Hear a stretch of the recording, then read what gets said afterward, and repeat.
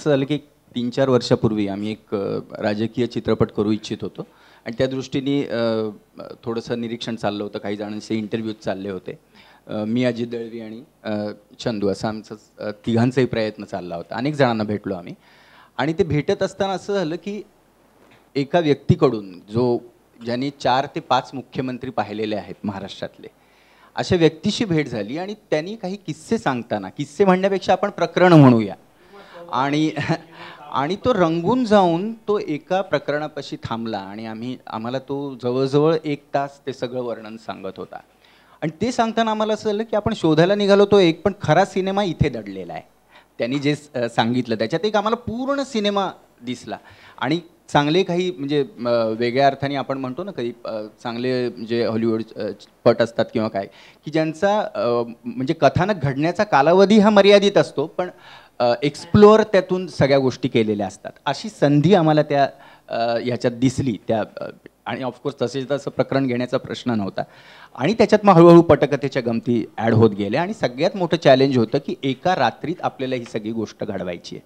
आणि एक रात्र होताना एक मुख्यमंत्री दिसतानाही अनेक असोसिएशन जागृत व्हायचे. आत्ता जे चंदू म्हणाला बेसिकली की सत्य घटनेवर आधारित किंवा तुम्हाला योगायोग समजू नये याची आपण म्हणतो की म्हणजे भीती अशी असते की एकाच चौकटीतून आपण बघतो, बाकी काही भीती नाही. ॲक्च्युली एखाद्या माणसावर आपण कमिट करून पण सिनेमा करू शकतो की आम्हाला या राजकीय व्यक्तिमत्वावर करायचं आहे. पण असं न होता हा मुख्यमंत्री कुठेतरी असा आम्हाला वाटत होता की एक राजकीय इच्छाशक्तीचं प्रतीक म्हणून तो कुठे समोर येतोय का, आणि याचा अर्थ एक पॉझिटिव्हनेस दाखवायचा आहे, म्हणजे कुठेतरी आदर्शवादी किंवा भाबडं किंवा तो चांगला आहे म्हणजे मग सर्रासच चांगला आहे असा अजिबात कुठेही त्याच्यात आमचा उलट प्रयत्न नाही. तर तो खरा माणूस वाटावा. म्हणजे त्याचं म्हणून आम्ही या सिनेमाबद्दल म्हणताना असं आवर्जून म्हणतोय की ही राजकीय पार्श्वभूमीवरची गोष्ट आहे, पण त्याला म्हणजे ह्युमन स्टोरी आहे. पॉलिटिकल बॅकड्रॉप आहे आणि त्याच्यावरची ह्युमन स्टोरी आहे. त्याच्यामुळे ह्याचं सगळं यातलं राजकीय पट जो आहे तो आपल्याला अनेक राजकीय घडामोडींची आठवण करून देणार आहे, पण त्याच्यातून दिसणारे मात्र माणूस. म्हणजे आमच्या बाबतीत योगायोगाने असं लागोपाठ झालं की तुकाराम पण केला आणि त्यातलं संतत्व शोधताना पण माणूस पण होतं. म्हणजे याचा आणि याचा काही अर्थार्थी संबंध नाही, पण तरीसुद्धा.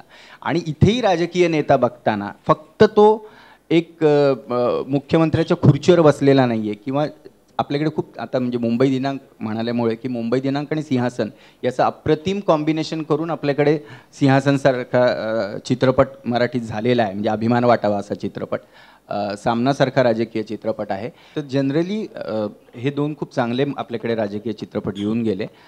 पण राजकीय चित्रपट म्हणजे सत्तेच्या खुर्चीसाठीची रस्सीखेच अशी जी एक ग्रह आहे, ते इथे कुठेतरी स्वतःच्या मनातलं स्थान जपण्यासाठीचं द्वंद्व आहे त्याचं.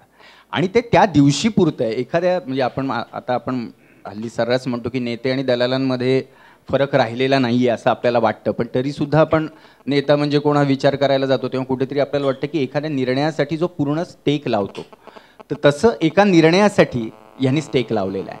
आणि मुख्य म्हणजे या निर्णयासाठी स्टेक लावलेला आहे. आणि आपण जे म्हणतो की एक आउट ऑफ द वे जाऊन घेतलेला निर्णय जसा लक्षात राहतो. म्हणजे मुख्यमंत्री खूप झालेले असतात, निर्णयाने घेतले गेलेले असतात, पण तरी त्यातल्या नियमांवर बोट ठेवण्यापेक्षा आउट ऑफ द वे जाऊन काय केले तेच आपल्या लक्षात राहतं. तसा तो त्याच्या आयुष्यातला दिवस आहे. याचा अर्थ तो अगदी सद्गुणांचा पुतळा आहे आणि त्याच्या काहीही चुका झालेल्या वगैरे असं अजिबात काही भ्रामक त्याच्यात नाही आहे. अतिशय खरा माणूस तो दाखवायचा प्रयत्न केलेला आहे. किंबहुना त्याचा स्वभाव आलेला आहे, त्याच्या अनेक अशा ह्युमन अँगल त्याचा आलेला आहे.